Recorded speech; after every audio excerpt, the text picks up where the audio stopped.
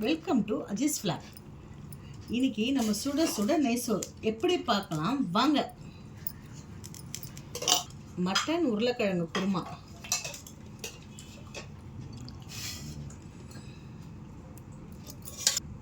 புதினா சட்னி,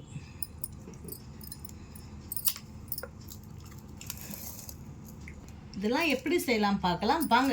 வச்சுங்க. இப்போ எண்ணெய் ஊற்றிக்கலாம். நெய் கொஞ்சம் ஊற்றிக்கலாங்க. லவங்க, பட்டை, ஏலக்காங்க போட்டுக்கலாம். இப்போ வெங்காயம் போட்டுக்கலாங்க.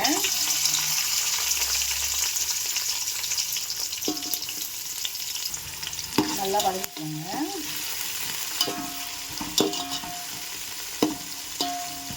இப்போ இஞ்சி பூண்டு பேஸ்ட்டு போட்டுக்கலாங்க. நான் 2 ஸ்பூன் போடுறேன். இஞ்சி பூண்டு போட்டு நல்லா வதக்கிக்கோங்க.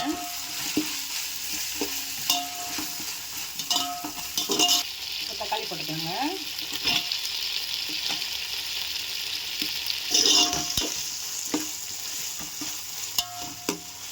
பச்சை மிளகாய் போட்டுக்கலாம்.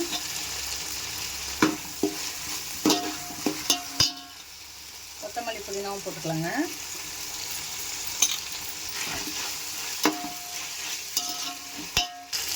தேவையான உப்பு போட்டுக்கலாம்.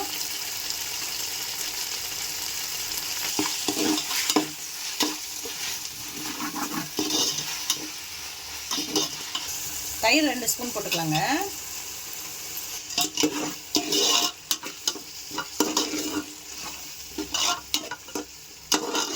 பாருங்க, தயிர் போட்டோன்னு எப்படி இருக்குங்க.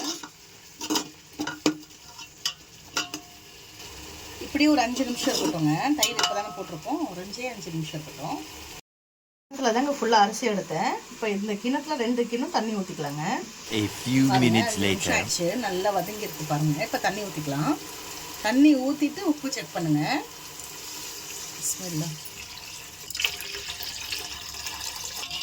இப்போ உப்பு இருக்கான்னு செக் பண்ணிவிட்டு மூடி விட்டுடலாம். கொஞ்சம் கம்மியாக தாங்க இருக்குது, கொஞ்சமாக போட்டுக்கலாம். போட்டு மூடிட்டு நல்லா கொதிக்கணும் தண்ணி. அது வரைக்கும் நம்ம கறி சாலாம் வச்சுக்கலாங்க. குக்கர் தாங்க வச்சுருக்கேன். எண்ணெய் ஊற்றிக்கலாம். லவங்க, பட்டை, ஏலக்காய் போட்டுக்கலாங்க. வெங்காயம் போட்டுக்கலாம். வதக்கிக்கலாங்க நல்லா.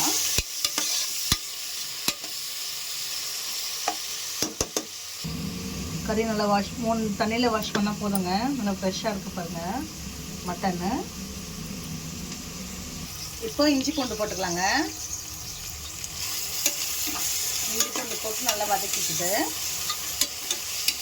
இப்போ கறி போட்டு வதக்கிக்கலாங்க நல்லா. இஞ்சி பூண்டுலேயே நல்லா வதக்கினாலும் நல்லாயிருக்கும்.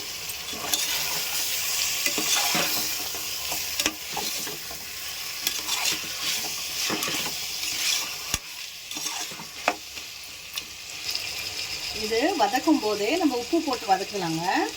அப்போ தான் கறியில் நல்லா டேஸ்ட்டு கொடுக்கும். உங்களுக்கு எவ்வளோ தேவையோ அவ்வளோ உப்பு போட்டுக்காங்க. அப்புறமா வேணால் கூட செக் பண்ணிக்கலாம். மஞ்சள் போட்டுக்கோங்க. நல்லா வதக்கிக்கலாம்.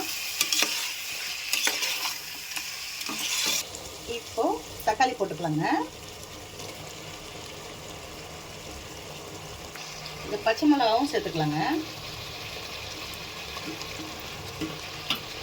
போட்டு நல்லா வதக்கிக்கலாம்.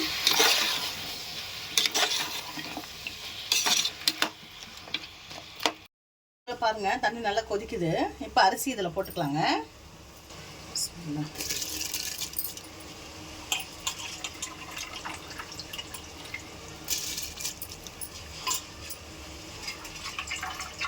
இப்போ அரிசி போட்டிருக்கேன். அரிசியும் தண்ணியும் சமமாக வரட்டும். அதுக்கப்புறம் நான் உங்களுக்கு காமிக்கிறேன். இப்போ நம்ம மிளகாத்தூள் போட்டுக்கலாம். காரத்துக்கு எவ்வளோ வேணுமோ அவ்வளோ. எங்கள் வீட்டில் கொஞ்சம் காரமாக தாங்க சாப்பிடுவாங்க. அதுக்காக இவ்வளோ மிளகாத்தூள் போடுறேன். உங்களுக்கு எவ்வளோ வேணுமோ அவ்வளோ போட்டுக்கோங்க. மிளகாத்தூள் போட்டுட்டு இப்படி ஒரு கிளறிட்டு இப்போ நம்ம தயிர் போட்டுக்கலாம். தயிர் ஏன் நான் போடுறேன்னா மட்டன் நல்லா சாஃப்டாக வேகுங்க. அதுக்காக தான் நான் தயிர் போடுறேன். இப்போ தயிர் போட்டுக்கலாம். நல்லா 2 ஸ்பூன் போட்டுக்கோங்க. இப்போ பாருங்கள், தயிர் போட்டு நான் ஒரு கிளறுறேன்.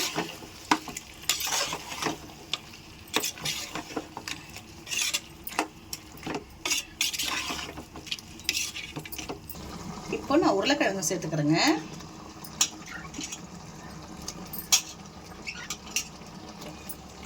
இப்போ நான் தேங்காய் அரைச்சி வச்சுருக்கேங்க, அதை ஊற்றிக்கிறதுல.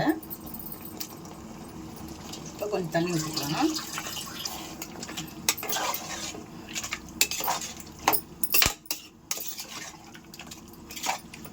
கொத்தமல்லி புதினா போட்டுட்டு குக்கரை மூடிடலாங்க. நல்லா ஒரு 3 விசில் வரட்டும், 3-4 கூட வரட்டுங்க, நல்லா கறி வேகட்டும். இப்போ பாருங்கள், தண்ணியும் அரிசியும் ஒன்றா இருக்குங்களா? இன்னும் கொஞ்சம் தண்ணி வச்சுட்டோம், அதுக்கப்புறம் நம்ம தம் கொடுத்துக்கலாம். A few minutes later. பாருங்க, இப்போ எப்படி இருக்கு.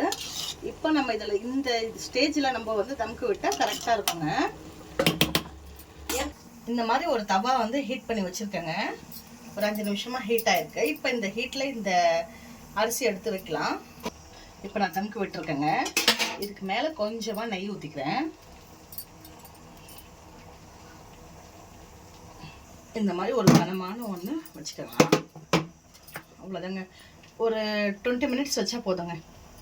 புதினா சட்னி பார்த்துக்கலாங்க. புதினா, கொத்தமல்லி, கருவேப்பிலை, பச்சை மிளகாய், தேங்காய், புளி, வெங்காயம். இது எப்படி நான் அரைக்க போகிறேன்னு பாருங்கள். தேங்காய் முதல்ல போட்டுக்கலாங்க.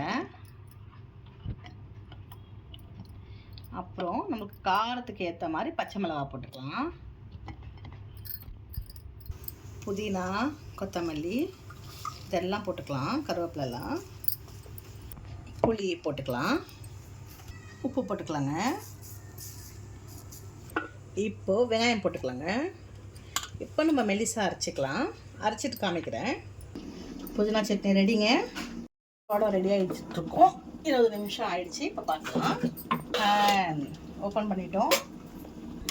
பாருங்கள் எப்படி இருக்குது பாருங்கள் சாப்பாடு. பாருங்கள் எப்படி உதிரி உதிரியாக இருக்குது பாருங்கள் சாப்பாடு. எதுக்கு நம்ம தயிர் போட்டோன்னு நீங்கள் நினச்சிருப்பீங்க இல்லைங்க, இதுக்கு தான். இப்படி தாங்க இருக்கும் சாதம். தயிர் போட்டிங்கனாலே உங்களுக்கு நல்லா உதிரியாக கிடைக்கும், நல்லாவும் டேஸ்ட்டாக இருக்கும். நெய் சோறு நல்லாயிருக்கும். உங்கள் வீட்டில் கண்டிப்பாக இதை ட்ரை பண்ணி பாருங்கள். குழம்பு ரெடி ஆகிடுச்சு பாருங்கள். குக்கரு எடுத்துட்டேன் பாருங்கள். கறி நல்லா வெந்துடுச்சு. இப்போ கொஞ்சம் சிம்லியே வச்சு மூடி போட்டு மூடிக்கலாம். இப்போ கொத்தமல்லி தூவிட்டு மூடிடலாங்க. ரெடி ஆயிடுச்சுங்க பாருங்கள். தம்பிக்கு கொடுத்துடலாம் இப்போது சாப்பாடு டேஸ்டிங்க்கு. புதினா சட்னிங்க, கறி குழம்புங்க.